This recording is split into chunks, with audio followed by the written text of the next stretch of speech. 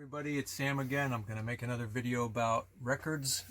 This time it's about what not to miss when you go to the tag sales, estate sales, thrift store, wherever you look for records. There are a lot of records that you'll pass over if you're not familiar with these, so I'm going to try to present all kinds of records that you don't want to miss. Okay, so I'm going to start with some pretty obvious ones that you probably have already seen. These are called laser-etched by Split Ends. So if you see one and you like this, you want to make a wall ornament out of it, grab it. They did quite a few different covers. So this one is also a laser etched, and once in a while you'll run into the one that's not laser etched, which is probably harder to find. But there are other laser etched records, quite a few. I'll show another one. This one is, this is Sticks. I hope you can see that. It's a nice laser etch with a dark label.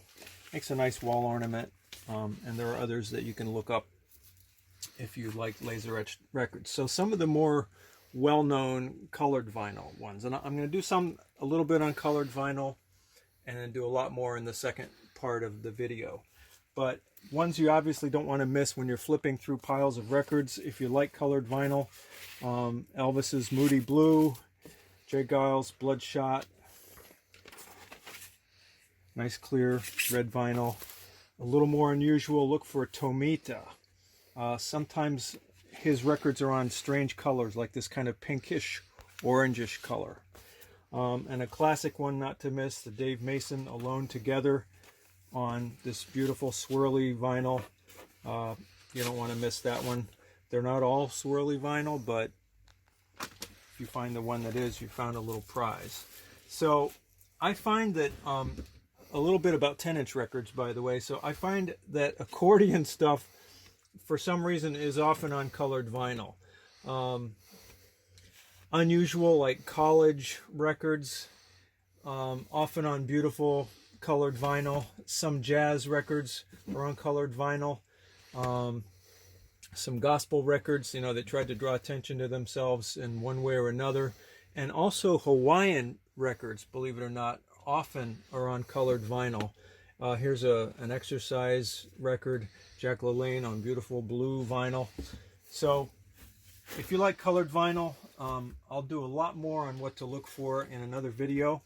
I like to do things with colored vinyl myself, like make lampshades, Christmas wreaths, all that sort of thing. It's a lot of fun. So I'm going to talk a little bit now about first pressings, just quickly. You need to know what your first pressings are so that you don't pass over a record that you already have, or that that's very common when you're looking for a valuable record. Here's an Elvis Presley, his first LP. You want to look for the one that has, on the 6th cut, it says PD, which means public domain. That's a first pressing. I hope you can see that. But there are other indicators, like it should also say long play at the bottom. But you have to do some research with first pressings. And it's worth it because you'll get the more valuable records. These two Beatles records, they're both first pressings, the mono and the stereo. I found them both at thrift stores in boxes that guys had already gone through. They flipped over it, so the cover doesn't look good.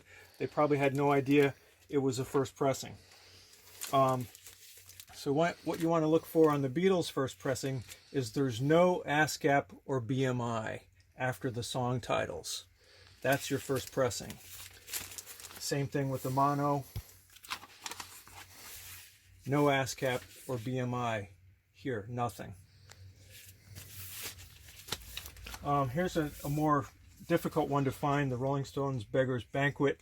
It's a 1968 first pressing.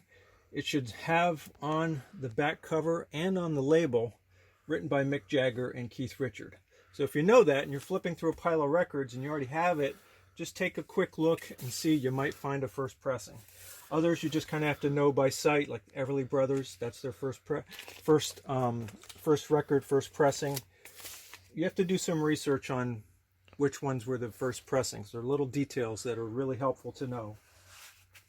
Now something quite different. I like to find unusual vinyl. I love classical music. In this case, some of these Angel records, which sound really wonderful, you know, the music wasn't quite enough to fill 4 sides, so they would press something like this: Angel back, do not play. There's no music on there, but a little unusual. The even better ones to find, if you do your research and you figure out which ones are in these kinds of sets, also on the Angel label. This one, if you look carefully, it'll say Angel side 1 only. So here's an opera.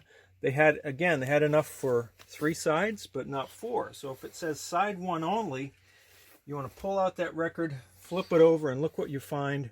A beautiful etched record with the recording Angel symbol of Angel Records. So that's something you don't want to miss when you're flipping through piles of classical. If you find unusual records, I'll always take a look at them. Like even at this one, like you look, it's the Lord's Prayer, it's limited autograph, you know, you might just pass over it, but don't pull it out. Not only might it be on colored vinyl, this one's not, but this one happens to have on the back what's called a spiderweb backplate. So really beautiful thing that RCA used to help the stamper impress the music on the other side fully. So unusual records like that look like they might not be interesting, take a second look.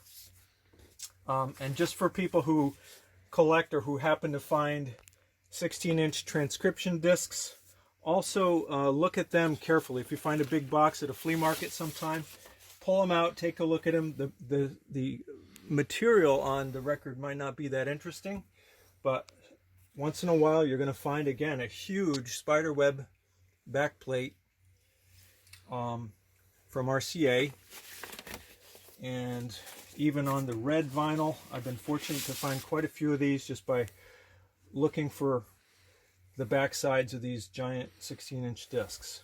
So there's your 16-inch spiderweb backplate. All right, now I want to move on a little bit to audiophile records.